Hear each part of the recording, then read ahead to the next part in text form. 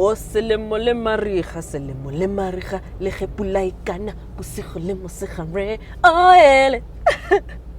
Dumelang Bomaseve. For the past few weeks, I have been behind the wheel of the KIA Sportage diesel in its LX, guys. And I want to tell you more about it and my time with it. And is it worth the money, and is it a great car? So keep it. So I think you guys are familiar with the Sportage on my channel and on all my socials. I think it's a car that I've raved and sang its praises ever since it was launched back then. I think it was 2022 when we did the launch of this car, and I think it's one of the prettiest cars you can find on the market. The boomerang-esque LEDs. Oh my gosh, this rain. The boomerang-esque LEDs, you know, this beautiful sporty stance. I think hence the name Sportage, because it looks so sporty, man. And even in this LX, guys, it doesn't look very plain. Maybe the color does make it look a bit plain. I do have some aversion to white cars. Like I said, I think I said it in one video that I feel like I did a personality, like I did not Norox, I did not spice, I did not beef stew, I did not cube, get a beef cube king that day. It's a dagger jumpy so I got bit. I didn't flavor, man. I didn't vibe. White. So I would have preferred this car in a maybe a different color. I would have preferred this car in a different color, but I think it just looks beautiful whether it's in white or any other color. It's a very beautiful and stunning looking car on the exterior. So I think Kia has absolutely nailed it, and the road presence on this thing is really the interior is also a spectacular place to be in. You are met by a 12.3-inch infotainment system screen that has Apple CarPlay and Android Auto compatibility. You have this digital cluster up front, and when you toggle between your drive modes, it changes the color of the gauges. So I think that's actually very cool and very pretty. I love how legible it is. The graphics are quite good, so it's a very commendable interior to be in. You have your menu here, your climate control menu, that doubles up as a menu for you to toggle between the infotainment system screen, which is actually quite nice.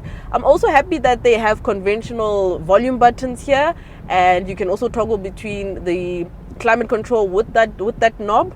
Also on your steering wheel, your multifunction steering wheel, you can toggle between the song you want to change and things like that, and also your volume. You can adjust your volume. The center console, someone did say that the gear lever looks like something from an airplane, and I'm like, I get it, I get what you were saying, but it's actually quite nice and functional. It's imposing, just this big little thing just plonked here like bloop, you know. And also you have your parking assistance down here, you have your reverse camera, you have your stop start button, you have your push to start button here, you have your auto hold and hill descent assist. So there's a lot of things that this car have. I also like the center console because it doubles up as an armrest, and I can also put things inside and open it up and put things inside. You do have cloth seats in this car, and even on these cloth seats you actually have USB ports. I can't believe you have ports on your seats. It's just, I mean, that's crazy. That's actually so cool. You have electric windows, you have electrically adjustable side mirrors, you know. So I think the interior is actually a very nice place to be in. Like,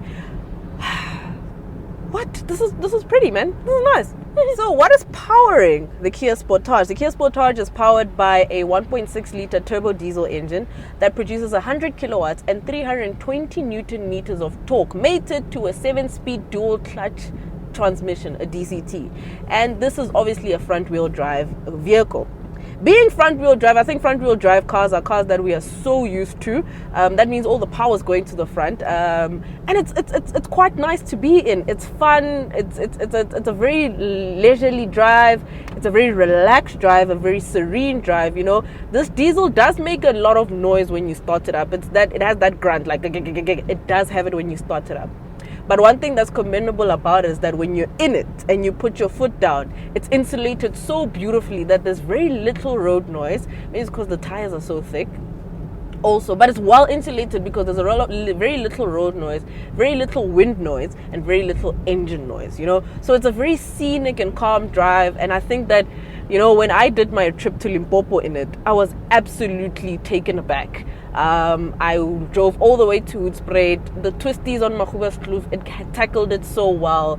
I mean, this car, it really performs well on the open road. Even in inner city driving, I really think that it is one car that people should look out for. It's a pleasure to drive. I think just to sum it, like really, it's a very nice car to drive. I mean, this is one of those few diesels where you're like, yeah, no, this diesel has been cooked well. They cooked it, and they cooked it very well. So let's get into the verdict of this car. I've had this car for about 6 weeks, and I really do think it's absolutely one of the most proper value for money cars you can get. You have a boot space capacity of 591 liters, extends all the way to over 1,000 liters when you take the seats down, and a fully fledged spare wheel. The safety features in here are also quite great. You have an attention warning feature. You have a feature where when the car in front of you leaves, it actually beeps and tells you that. You have forward collision warning. You have blind spot monitors and sensors. You know, you have quite a lot of safety features, and considering that those things are usually extras on other manufacturers, this is actually great. You have reverse camera, you know, you have so much in this car, and I think it's really worth the money. So much so that after my Limpopo trip, I came back and I actually asked Kia, and I'm like, guys, can I get this car for longer? Can I get it for 6 months? And they were like, what? My sister. And they were like, no, sorry, we want our car back. And I was like, I get it, it's fine. What else can we do? But I had a good time with it. I racked up about 3,000 kilometers on a daily drive. Absolutely amazing. The city driving on this car is really cool. I would recommend that you turn off that stop-start feature, because it does have a bit of a delay when you kind of take off from the robots or from a standstill. I also do have a bit of an issue with the door bins. The door bins are quite narrow, so very little fit in here. I'm a person who prefers to have my water bottles or my tea by me by the door, because and I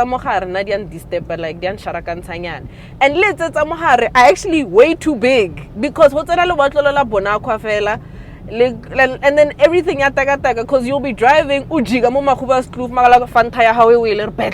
I'm like, Joe, come on, you know. So there's that little bit of ergonomic issue. So it's just a small little thing that I wasn't too happy with. But all in all, I think this car makes for a perfect value for money SUV for a family, for someone who drives around a lot, because we'll get into the fuel consumption just after this. So I think ultimately it is a very worthy vehicle. It's something that you should consider. This vehicle rivals the likes of the Hyundai Tucson, the Nissan Qashqai, the Volkswagen Tiguan, and many others. But there's something very special about the Sportage, and I think there's something very commendable about it. You know, the boot space is also quite great. You know, we have quite a lot of cool things, and even with the cloth seats, guys, you don't even feel them. They're actually quite comfortable, even on long distance. They're actually very comfortable. So I really think that Kia knocked it out the park with the 5th generation Sportage. Now, I wanted to also tell you guys about how much I spent over the past 6 weeks in terms of fuel. So when I calculated all the full tanks, and you know, whatever,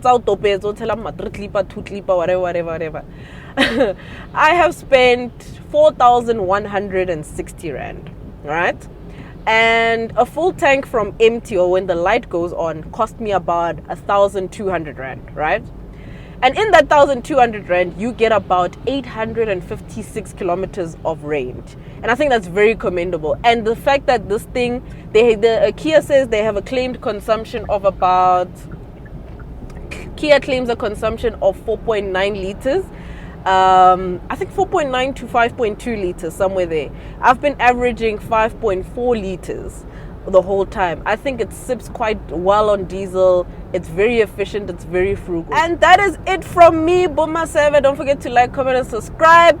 It's only January, noodles, you know, like, guys, January. And it's the first week of Jan. But anyway, don't forget to like, comment, and subscribe. I'll see you guys in the next one. It's road to 20,000 subscribers. And yeah, we'll chat. Sharp, guys. Second half. Bye-bye.